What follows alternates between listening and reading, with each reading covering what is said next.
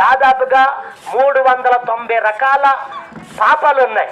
మన శరీరంలో 270 రకాల రోగాలు ఉన్నాయి. మన శరీరంలో మానవుడు జన్మించినప్పుడు దాదాపుగా 8300 శాపాలతో మానవుడు జీవిస్తూ ఉన్నాడు.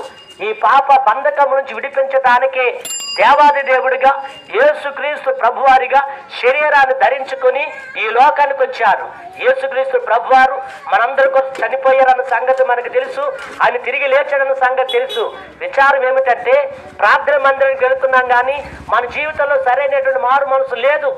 క్రీస్తు ప్రభువారిని నమ్ముకున్నంత మాత్రాన మనకు పరలోక రాజ్యం లేదు.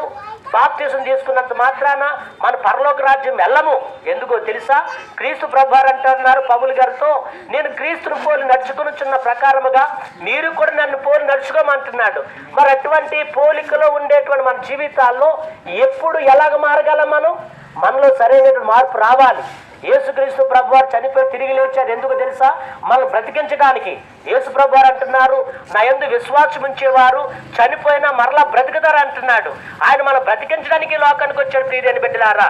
అంతేగాని యేసుక్రీస్తు ప్రభువారు ఏదో కులానికో మతానికో దేశానికో జాతికో సంబంధించిన వారు కాదు. యేసుక్రీస్తు ప్రభువారు అందరికీ ప్రభువు. కాబట్టి యేసుక్రీస్తు ప్రభువాన్ని మనం అనుసరించాలంటే ఒకే ఒక్క పని చేయాలి. ఏమిటో తెలుసా? యేసుక్రీస్తు ప్రభువాన్ని సొంత రక్షకునికి అంగీకరించాలి. యేసుక్రీస్తు ప్రభువాన్ని మనము సొంత రక్షకునికి అంగీకరించాలంటే మన ఇంటి పేరు మార్చుకోవక్కర్లేదు, మన మతం మార్చుకోక్కర్లేదు, మన గాజులు ఇవ్వక్కర్లేదు, మన పేర్లు మార్చుకోవాల్సిన పనేమీ లేదు. యేసుక్రీస్తు ప్రభువాన్ని నమ్ముకోవాలంటే మన మనసును మార్చుకోవాలి. ప్రియమైన బిడ్డలారా, నేను 8వ తరగతిలోనే పాడైపోయిన నా జీవితం. యేసు ప్రభువారు ఎవరో నాకు తెలియదు, కానీ